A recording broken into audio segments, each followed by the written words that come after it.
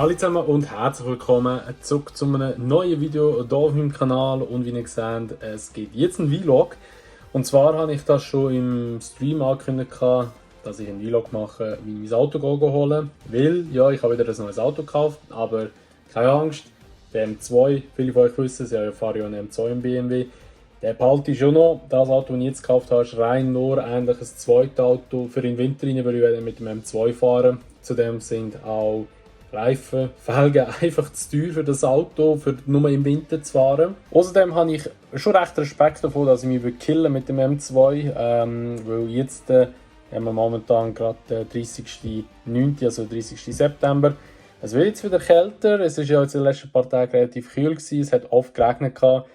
Und wenn das unter 10 Grad hat, mit diesen Reifen, die ich drauf habe, sind eigentlich gute Reifen, aber es ist einfach kein Grip irgendwie, beziehungsweise du gibst ein bisschen Gas und fährst einfach gerade instant quer. Für die einen macht es Spass, mir macht es eigentlich grundsätzlich auch Spass, aber ich will es nicht riskieren, weil das Auto doch auch teuer war. Und darum habe ich mir jetzt ein zweites Auto gekauft. Ich habe mir einen Mini Cooper gekauft, das habe ich glaube ich auch schon gesagt. Also nichts Wildes, also wirklich nur ein Mini Cooper mit irgendwie, keine Ahnung, 116 PS. Ich bin gespannt. Ich glaube, das ist von der Leistung her das zweitschwächste Auto oder vielleicht sogar das schwächste Auto, das ich je hatte. Mein erstes Auto war ein Alfa Romeo, aber ich bin mir nicht mehr ganz sicher, wie viel PS der hat, ob 125 oder 128 PS. Der Mini soll jetzt glaube ich etwa 116 haben, wie gesagt. Ich habe eine Probefahrt gemacht mit dem und das war okay, ein spezielles Baujahr ist übrigens 2007. Ist nicht mein ältestes Auto, weil ich glaube, der Alfa war ein 2005er Modell, aber das ist eben schon lange her, darum weiss ich es nicht mehr ganz auswendig. Aber ich bin gespannt, wir holen das Auto heute ab. Ich weiss nicht, ob ich gross etwas bei der Ablieferung, also wenn ich das Auto holen, filmen. Wahrscheinlich eher weniger. Aber wir werden dann natürlich sicher wieder ein Video machen. Und ich weiss nicht, vielleicht tun wir das Video dann gerade in das Video reinnehmen. Und sonst können wir sicher auf Instagram oder TikTok oder was auch immer mal schauen, wo ich das heute auflade. Und ja, wir haben jetzt gerade 20 ab 2. Am halb 5 hole ich das Auto. Und ja, ich bin jetzt noch ein bisschen am Arbeiten. Ich bin gerade im Homeoffice und ja, da würde ich mal sagen, wir sehen uns später wieder. Ich bin schon ein bisschen nervös, muss ich ehrlich sagen, lustigerweise. Keine Ahnung wieso. Irgendwie freue ich mich, irgendwie bin ich nervös. Aber für mich ist halt immer ein neues Auto kaufen irgendwie so, ich mache das hure gern, weil wieder etwas Neues und so, obwohl, ja, weiss ich auch nicht. Andere behalten ihre Autos, weiss nicht wie viele Jahre. Ich habe jetzt innerhalb von, wie lange fahre ich jetzt Auto? Seit 2013 fahre ich Auto, also bald 10 Jahre fahre ich jetzt ein Auto. Und das ist mein 9. Auto. Also ich habe schon viele Autos gehabt, aber noch nie alle durchgelassen. Also beziehungsweise noch nie alle durchgelassen, wie soll ich sagen, nicht alle geschrottet meine ich in dem Sinn, also ich habe alle wieder verkauft. Aber ich kann euch auch kurz aufzählen, was ich für Autos alle hatte. Also von da, mein erstes Auto, das ich gekauft habe, habe ich mit 17 gekauft. Also das ist noch ein Jahr lang einfach in der Garage rumgestanden. Und zwar war das ein Alfa Romeo 147 meine Schwester ist Alfa Romeo gefahren, ihr Freund ist Alfa Romeo gefahren und darum bin ich dann nachher auch irgendwie sozusagen auf Alfa gestiegen. Ich habe Alfa eigentlich noch cool gefunden, vom Design her, auch Innenausstattung und so. Ist natürlich immer mit viel Emotion verbunden, oder? Und das war ein cooles Auto. Ich hatte 2 Jahre, hatte sogar noch einen Himmelauspuff auf Drahttatsch und ist sogar tiefer gelegt noch, mit H&R-Federn, glaube ich, wenn ich mich nicht täusche. Also ich habe noch Geld investiert. Habe ich den Verkauf gehabt, weil ja, halt viele Sachen nachher gewesen wären zu machen für den nächsten MFK, die ich nicht machen wollte. Habe ich mit 4,5 gekauft und verkauft, glaube ich, für 2,6, wenn ich mich nicht täusche, oder 2,7. Ist okay gewesen, hat irgendwie 120'000 Kilometer oder so, habe aber auch mit knapp über 100'000 gekauft, also über etwa 20'000 Kilometer mit dem gefahren. Ist auch noch okay gewesen. Dann mein nächstes Auto war ein VW Golf GTI, eine 5er Generation. Muss ich bis heute sagen, ist eigentlich einer meiner Lieblingswagen, den ich hatte. Ist kompakt, ist ein bisschen breiter als Vorgänger, ein bisschen grösser auch, aber er hat einen richtig geilen Turbo drin. Also der ist abgegangen, der hat kein Turboloch, nichts gehabt, der hat wirklich Druck gehabt. Und der ist eigentlich relativ gut gewesen. Den habe ich in Bern irgendwo gekauft für 10'000 oder 10,5. Und habe was habe ich dort gehabt? Eigentlich nie gross irgendwie ein Motorproblem, also motortechnisch war er gut gewesen. Ich habe nur einmal Kühlwasser verloren, weil der Kühlerschlauch einen Riss hatte. Das musste ich machen. Und die Landesonde, nicht die Landesonde, der Thermostat oder so etwas hätte man müssen noch wechseln. Das wäre ein riesen Dings gewesen. Ein riesen Aufwand. Das Teil an sich hätte vielleicht etwa 20 Franken oder so gekostet, also wirklich gar nicht. Aber um das einbauen war es ein riesen Aufwand gewesen, darum habe ich das nie gemacht. Ich habe dann nur das Kühlwasser oder beziehungsweise den Kühlerschlauch gewechselt, aber das Wort. Und ja, ich glaube es auch bei 300 Franken oder 350 Franken gekostet dazu mal. Und den hatte ich ein Jahr gehabt, habe ich dann nachher eingetauscht gegen einen 7er Golf GTI. Aber der 5er Golf, den ich hatte, also GTI, der hat 80'000 Kilometer gehabt, glaube ich, als ich ihn gekauft habe. Oder 60'000, nein, 80'000 hat er gehabt. Und verkauft habe ich ihn, glaube ich, mit 98'000 Kilometern, wenn ich mich nicht ganz täusche, irgendwie so etwas. Oder eingetauscht. Danach bin ich auf einen 7 Golf GTI gegangen. Das war ein wunderschönes Auto, hat sehr gute Ausstattung gehabt. Eigentlich glaube ich sogar eine komplette oder Vollausstattung gehabt. Ist sogar ein Schalter gewesen, nicht einmal ein DSG. Das Einzige, was ich nicht hatte, war das Schiebedach. Aber sonst hat er eigentlich fast eine Vollausstattung. Also der hat wirklich alles drin gehabt, mit Parksensoren vorne, hinter der Rückfahrkamera. Der hat Dings noch gehabt, Distanzdingens da, wenn du Tempomat drin hast, Distanzmesser oder so, dass er automatisch abbremst. Hat beim Schalter zwar nicht so viel Sinn gemacht, aber es war drin. Und den habe ich gekauft für, wie viel hat der gekostet? Glaube ich etwa 20 hat der gekostet. Und für den 5er Golf habe ich noch 8'000 bekommen im Eintausch, also relativ viel noch. Und dann habe ich noch etwa 12 gezahlt. Und den hatte ich auch ein Jahr gehabt, mit 60'000 Kilometern. Mit dem hatte ich aber viele Lampen gehabt, darum habe ich ihn wieder abgegeben. Der hat, als ich ihn gekauft habe, ein Turbo-Problem gehabt. Ich habe mir gesagt, es ist ein Turbo, aber es war bei der AMAG dann die ganze Zeit in der Garantie, weil ich ihn nicht gekauft habe. Und die haben alles gewechselt gehabt, gefühlt. Den Motor haben sie komplett voneinander genommen bei dem. Und den habe ich etwa, den habe ich etwa, vielleicht wenn es hochkommt, einen Monat an der Top, habe ich den in der Garage gehabt, wo ich ihn hatte, über das Jahr rein, habe ich ihn sicher einen Monat in der Garage rein gehabt. Weil sie es einfach nie herausgefunden haben, was es war. Und beim letzten Mal, also ich glaube, etwa 8 Mal habe ich eine Garantie gebracht, oder fast 10 Mal sogar. Ich weiß es aber gar nicht ganz genau, aber es war sehr viel gewesen.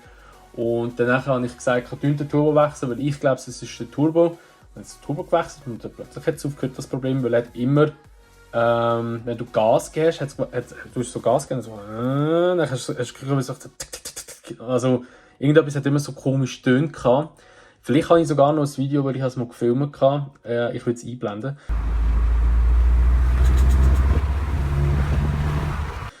Aber ja, sie haben es gemacht.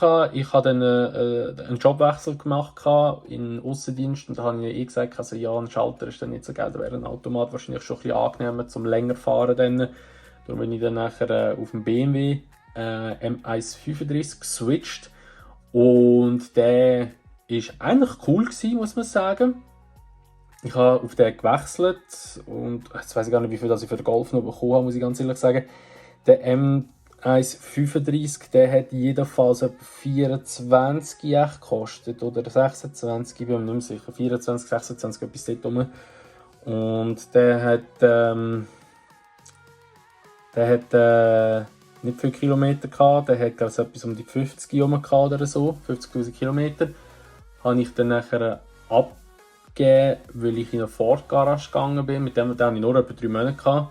Weil ich einen Aussendienstjob hatte, der hat mir aber nicht gefallen. Dann habe ich in eine Garage gewechselt, in eine Ford-Garage. Und dort hatte ich einen Ford Focus RS gehabt.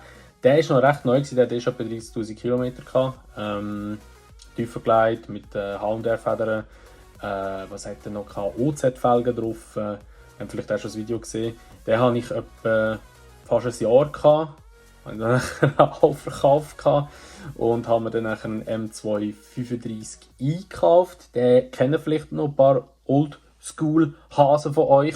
Weil dort habe ich dann etwas mit YouTube angefangen, das war so 20 Da war der mit dem Camouflage hinten drauf. Der hat etwa 40'000 Kilometer, kann ich 30 gezahlt für den noch. Der war eigentlich noch okay, muss ich sagen. Ich habe ihn einfach abgegeben, weil ich wieder Lust hatte auf etwas Neues und bin dann nachher auf den Golf R gegangen.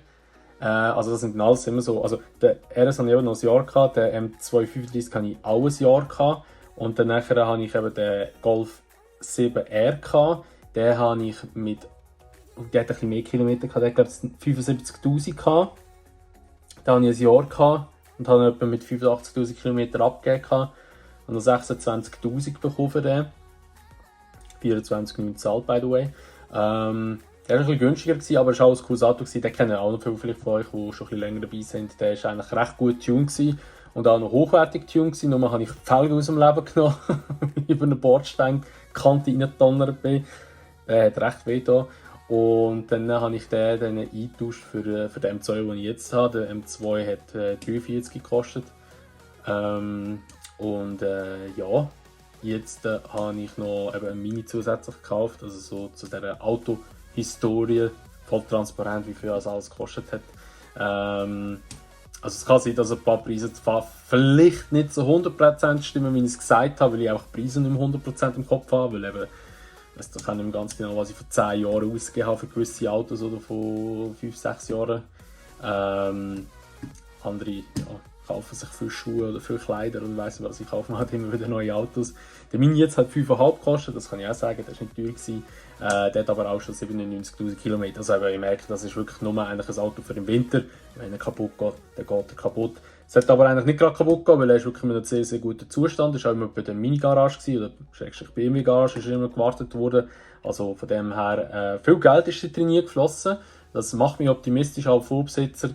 Ich kenne ihn jetzt persönlich, aber der Verkäufer, den ich wiederum kenne, hat mir alles ein bisschen erklärt. Und also ja, es macht Sinn, wie der Mini gelebt hat, beziehungsweise man sieht, wie der Mini gelebt hat und man kann sich auch ein bisschen das Bild dahinter vorstellen, wie die Leute sind.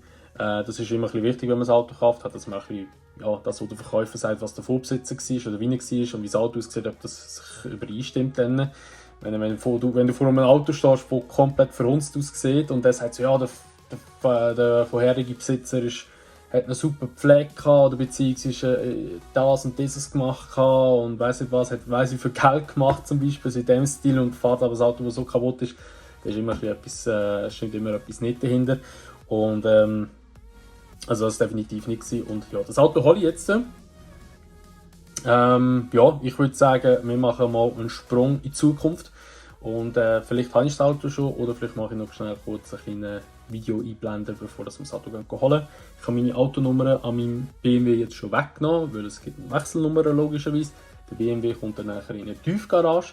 Einen Tiefgaragenplatz gemietet für den und dann wird der eigentlich sozusagen dort eingelagert und vielleicht zwischendurch mal wieder rausgeholt oder dann erst wieder im Frühling, dann, wenn das Wetter vorbei ist. Was ich dann mit dem Mini mache, so by the way, wenn sich das vielleicht jetzt schon gerade ein paar fragen, wenn dann der Frühling wieder kommt, weiss ich ehrlich gesagt noch nicht. Kann sein, dass ich ihn wieder verkaufen kann, aber auch sein, dass ich den dann einlagere. Mal schauen. Ich weiss es ehrlich gesagt noch nicht. Der BMW, den will ich jetzt sicher länger behalten, weil der M2 war immer so ein bisschen ein Traumwagen. Ich habe sogar hier noch so eine Broschüre da noch. Die habe ich bis heute noch von M2. Das ist zwar eine Competition, aber ich habe einen normalen M2 von 2017 Baujahr ist der. Und ja, wir schauen mal, was jetzt kommt. Ich bin, wie gesagt, ein bisschen, also nicht nervös, aber ein bisschen aufgeregt auf nachher, weil ich mich einfach freue. Und wir sehen uns später wieder. So, es ist jetzt mittlerweile 3:30. In einer Stunde sollte ich eigentlich den Klapp dann holen. Jetzt noch etwa eine halbe Stunde Homeoffice von mir, bin nebenbei noch das F1 das Training am schauen, ist ja das Wochenende in Singapur. Und ja, dann nachher würde ich sagen, sehen wir uns, wenn ich das Auto wahrscheinlich schon geholt habe. Weil ich denke nicht, dass ich groß etwas filmen dort, bin ich ganz ehrlich, aber ich schaue, vielleicht filme ich gleich etwas, vielleicht filme ich auch gar nicht. Aber wir sehen uns sicher später nochmal und das Wetter ist momentan so lala. Weil ich werde ja eigentlich das ganze Auto noch filmen, aber für das muss das Wetter noch stimmen, weil ich möchte ein paar Drohnenaufnahmen noch machen und sonst muss ich dann auf morgen verschieben, mal schauen, wie das Wetter so verhält. Wir sehen uns später wieder.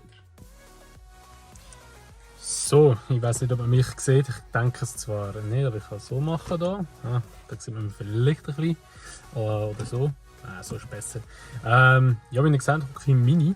Ich habe es schon geholt, aber ich konnte noch nicht das Auto eigentlich filmen, weil es ist schon spät war und es ist schon schnell dunkel geworden. Das ist halt Herbstzeit. Ich bin jetzt aber schon etwa 100 Kilometer gefahren mit dem Auto und muss sagen, es macht schon sehr Spaß mit dem Auto. Und ja, ich glaube, der nächste Einblender wird eigentlich so das Auto sein, wie ich es filme. Darum seht ihr jetzt hier hoffentlich das fertige Video, wie das Auto aussieht. Let's go!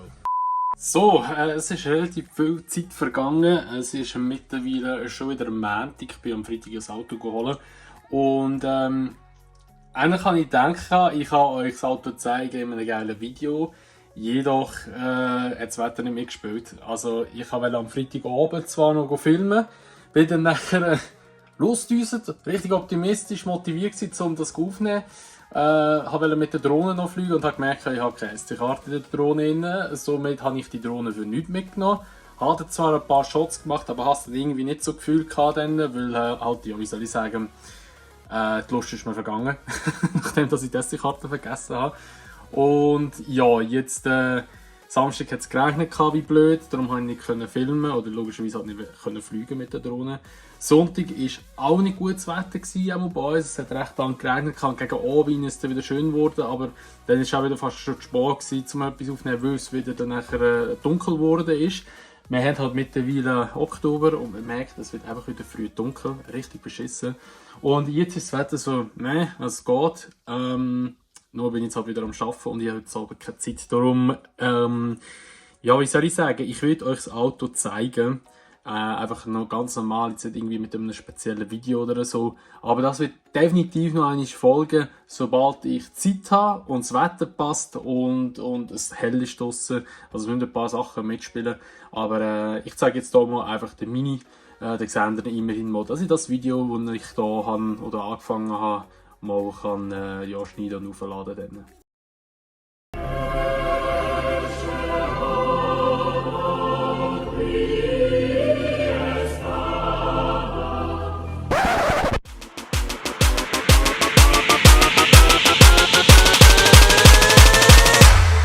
Pick up the phone.